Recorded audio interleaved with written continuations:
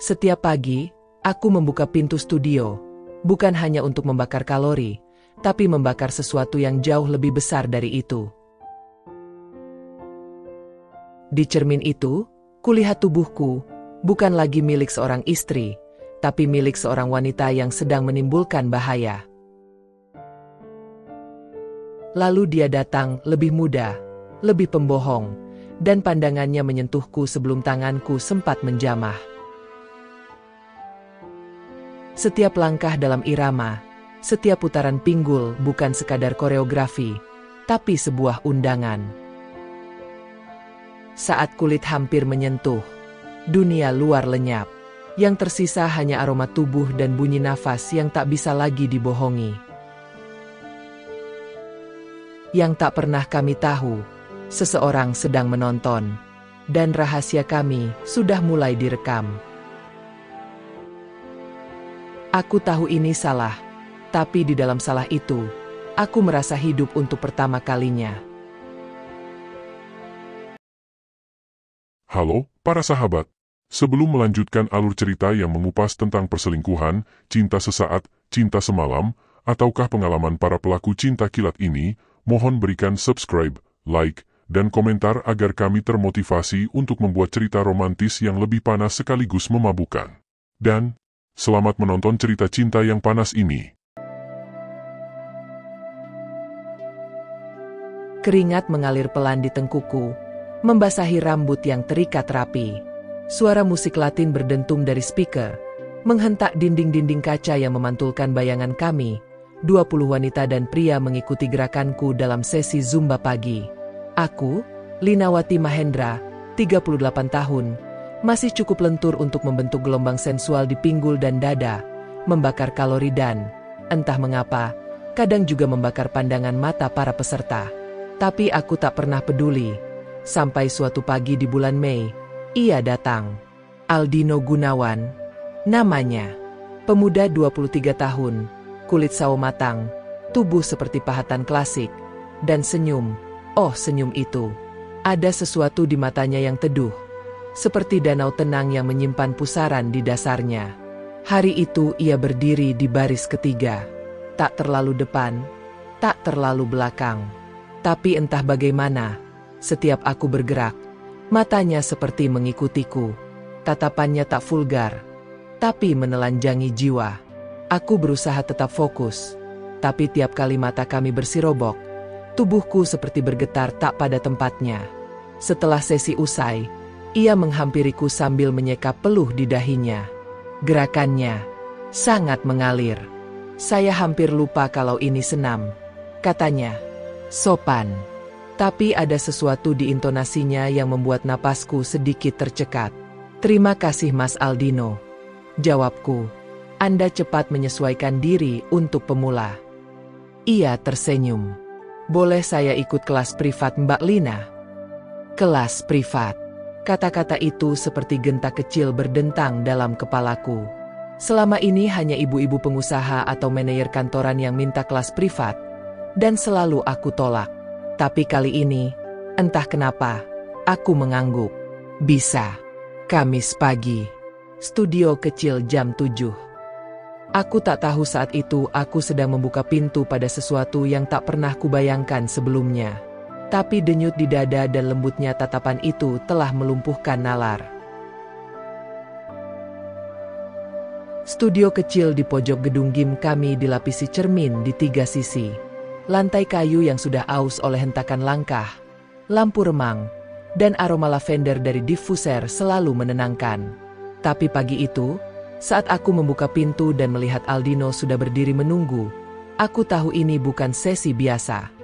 Ia mengenakan kaos tipis abu-abu dan celana olahraga hitam yang melekat pas. Saat aku mulai memutar musik, langkah-langkah kami menyatu dalam dentuman ritme. Tanganku menggiring geraknya. Tubuhnya mengikuti dengan nyaris sempurna. Peluh mengalir. Tapi dinginnya AC tak bisa menenangkan bara yang mulai tumbuh di antara kami. Ada yang salah? Tanyaku saat ia tiba-tiba berhenti.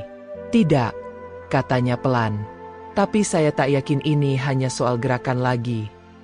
Aku tak menjawab. Tapi tatapan kami menjadi semakin dekat. Musik terus berdentum, tapi kami berdiri diam, seakan seluruh dunia membeku. Tangannya, perlahan, menyentuh punggungku, bukan dengan nafsu, tapi dengan kehangatan yang membelai. Tubuhku menegang, tapi tak bergerak menjauh. Dan di sana, di studio yang tertutup tirai, bibir kami bersatu. Tak meledak, tak liar, hanya menyatu dalam kerinduan yang bahkan belum sempat tumbuh. Tapi ciuman itu adalah awal dari sesuatu yang tak bisa diundur lagi. Aku tak pernah mencium seseorang seperti itu sejak awal pernikahanku dengan Baskoro, suamiku yang kini lebih sibuk mengurus bisnis properti daripada menyentuh tubuh istrinya. Ciuman itu tak seperti pelarian, tapi lebih seperti kembali menemukan jiwaku, yang selama ini terkurung dalam rutinitas dan tatapan kosong. Aldino menarik wajahnya pelan, seolah memberi ruang bagiku untuk memilih. Tapi aku justru membiarkan jari-jari tangan kiriku menyusuri garis rahangnya, menyusup ke tengkuknya yang hangat oleh peluh dan emosi yang tertahan. Kalau ini salah, bisikku pelan, nyaris tak terdengar, tapi terasa benar. Sahutnya, tak memberi waktu bagiku untuk mundur. Kami tak bicara lagi. Tubuh kami bergerak dalam bahasa yang lebih tua dari kata-kata, bahasa ritme dan ketegangan yang kami kenali dalam setiap langkah zumba, tapi kini menjadi bahasa keintiman yang membungkam logika. Tangannya menggenggam pinggangku, menarikku mendekat. Aku bisa merasakan setiap lekuk dadanya, detak jantungnya, napasnya yang memburu seiring milikku. Keringat kami menyatu, menjadi embun yang menghapus batas antara pelatih dan murid, antara wanita bersuami dan pria muda yang seharusnya menjauh.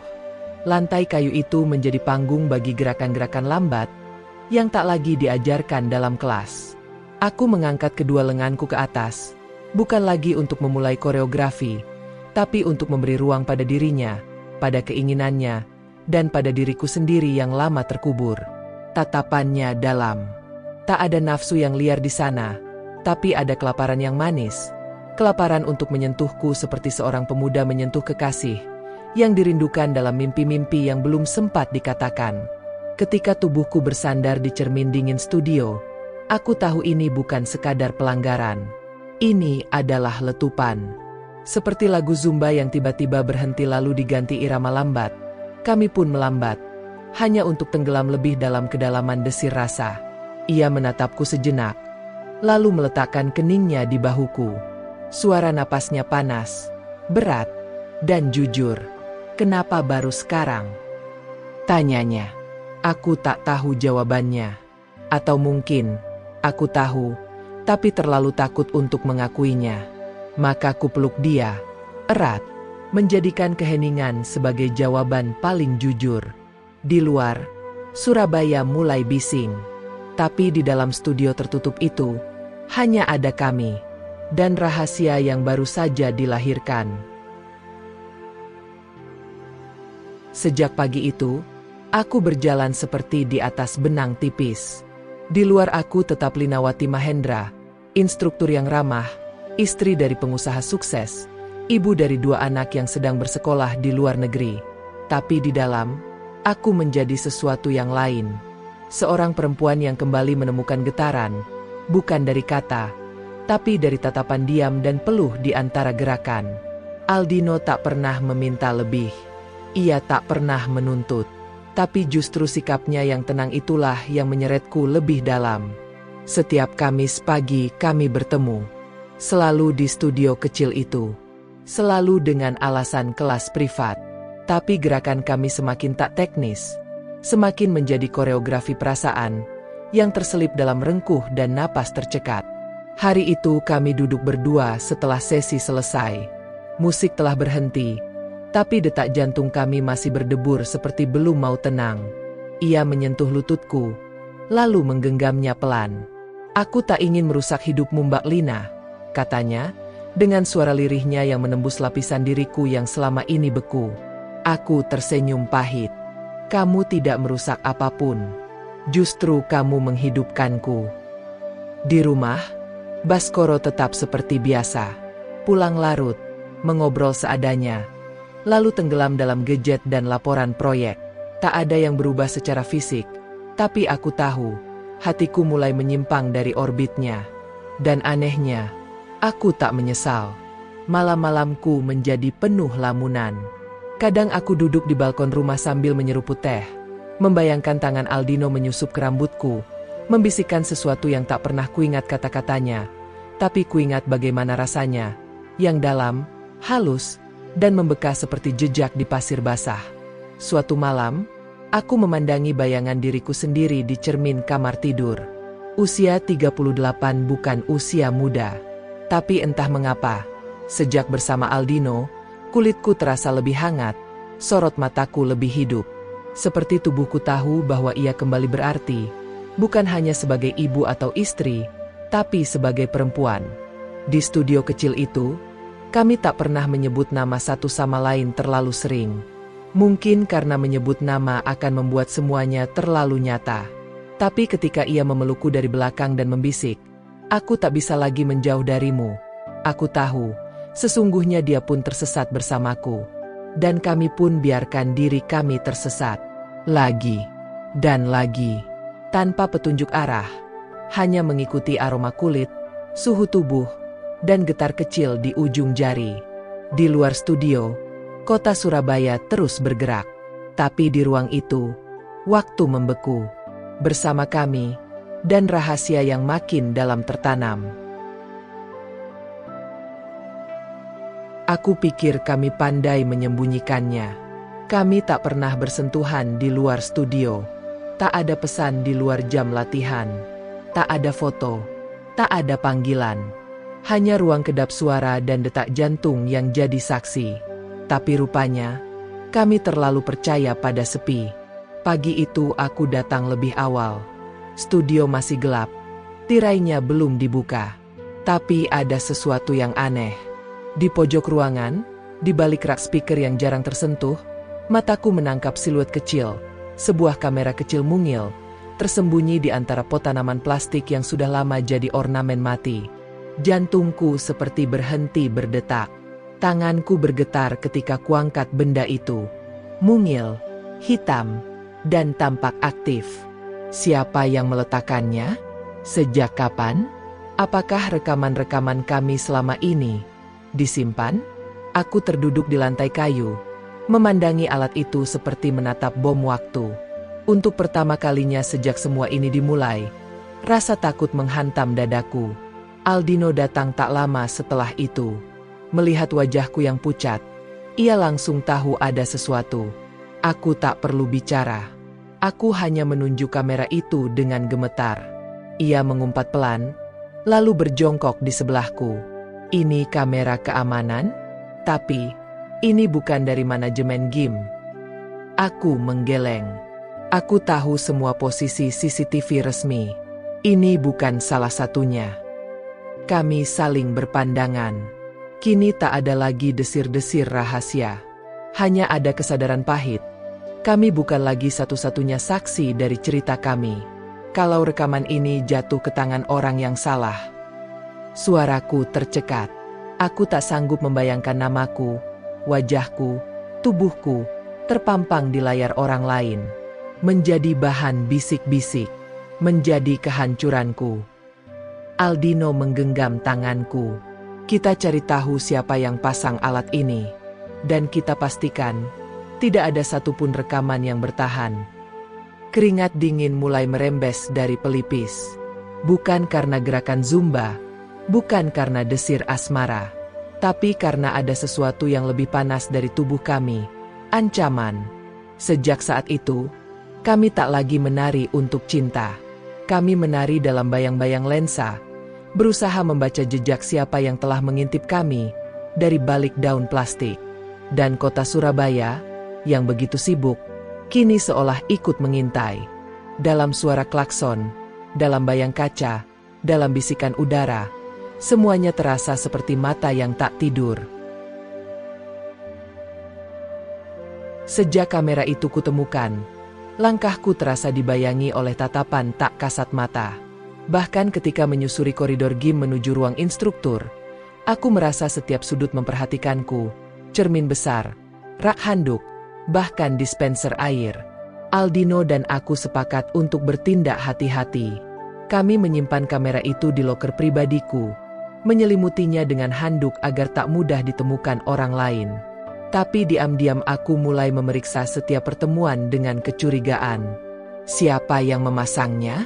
Siapa yang cukup dekat untuk tahu jadwal kami? Dan cukup tega untuk merekam tanpa izin? Suatu sore, aku menyelinap ke ruang admin dengan dalih mengurus data murid. Di sana, saat petugas keluar sebentar, aku sempat melihat daftar login CCTV. Namaku tak ada. Tapi ada satu nama yang muncul berkali-kali dalam 2 minggu terakhir. Yunita Larasati. Yunita adalah salah satu staf resepsionis. Perempuan muda yang selalu ramah, tapi memiliki tatapan yang terlalu tajam saat menatap Aldino. Seketika semuanya mulai bersambung dalam pikiranku. Tatapan-tatapan kecil itu. Senyum tipis di balik meja. Dan sesekali, aku sadari sekarang, sorot matanya yang jatuh padaku bukan karena kagum, tapi karena tahu sesuatu. Malam itu, di rumah, aku duduk di tepi ranjang dalam gelap. Baskoro sudah tertidur. Punggungnya menghadapku. Dadanya naik turun dalam dengkur teratur. Tapi aku tak bisa tidur.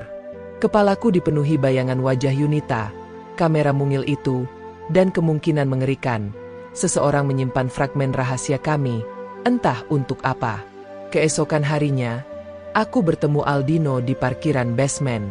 Di bawah pencahayaan temaram, kami bicara cepat dan tanpa sentuhan. Aku akan dekati Yunita, ucap Aldino.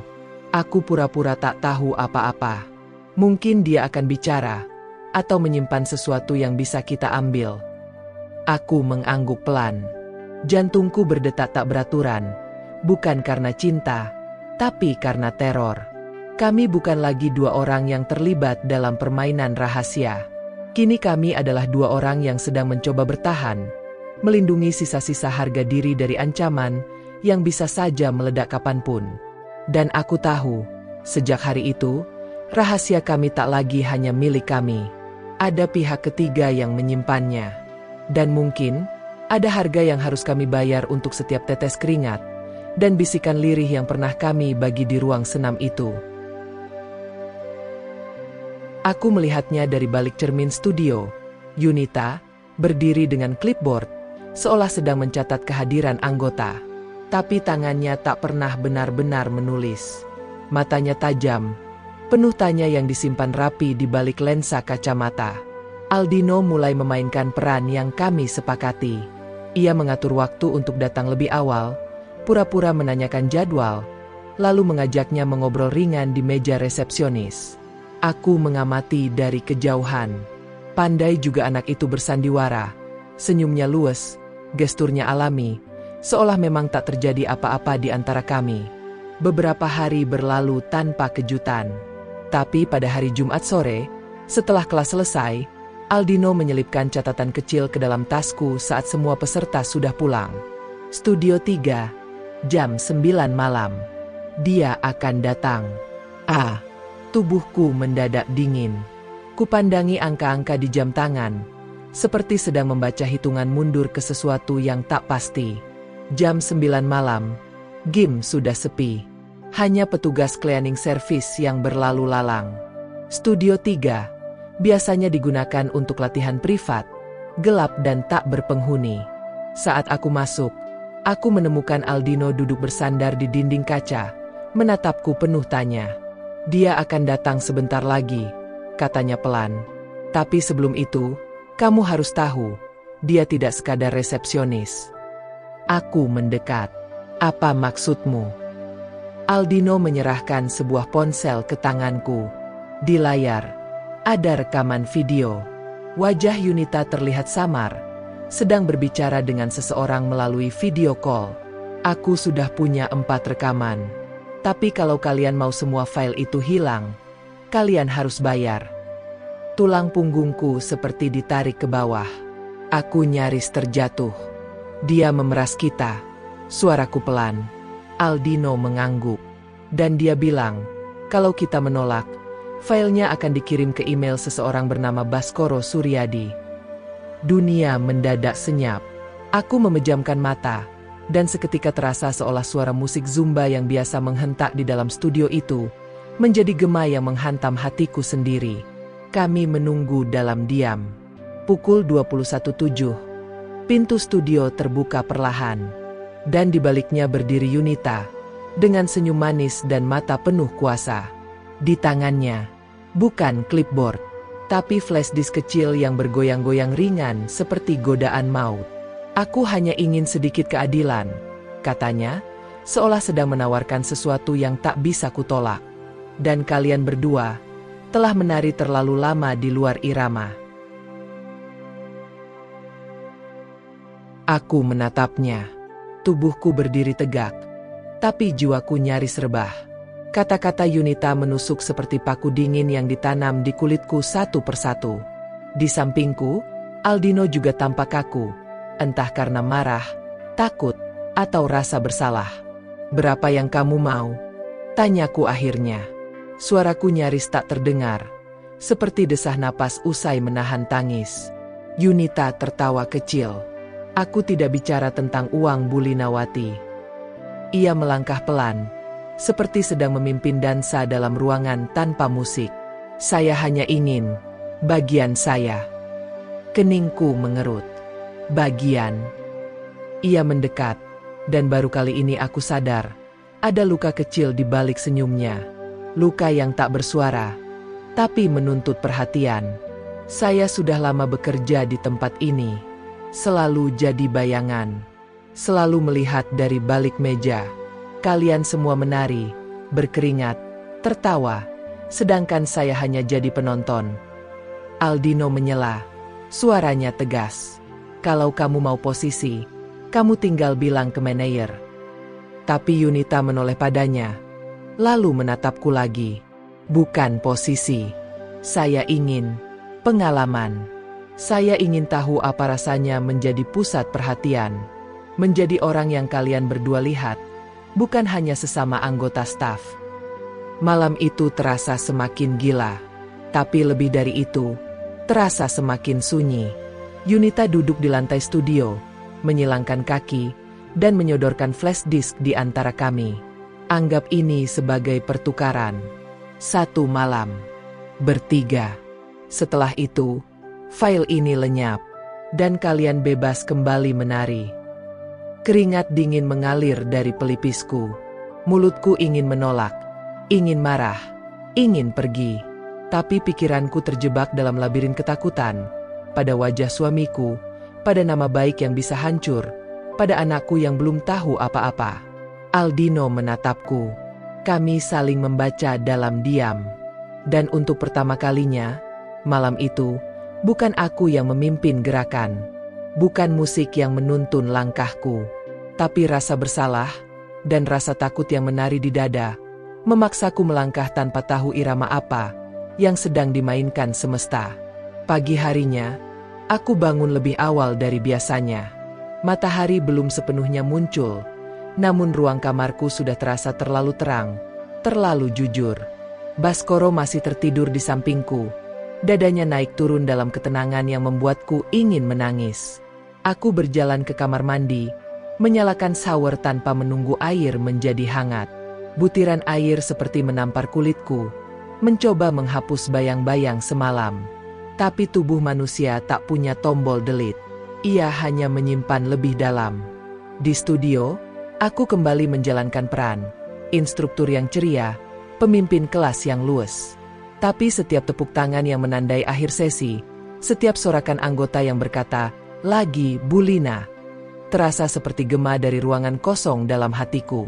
Aldino datang sore itu, dan kami berpura-pura saling tak kenal lebih dari yang terlihat. Tapi di sela-sela istirahat, ia sempat berbisik pelan di dekat loker. Dia sudah menghapus semua file. Aku memastikan dengan mataku sendiri. Aku mengangguk. Tak ada kata terima kasih. Tak ada lega. Yang ada hanya hampa. Namun di malam yang sama, ketika aku pulang ke rumah dan membuka laptop kerja, sebuah notifikasi email masuk. Pengirimnya anonim, namun judulnya menusuk.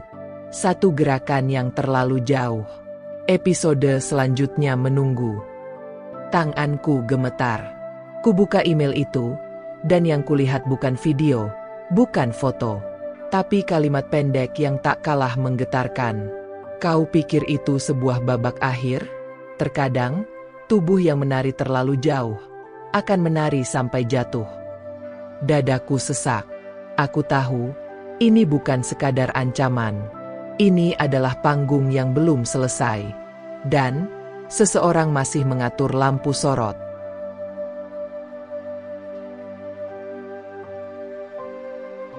Aku menatap layar laptop cukup lama hingga cahaya birunya memantul di mataku, seperti tirai tebal panggung yang belum terbuka.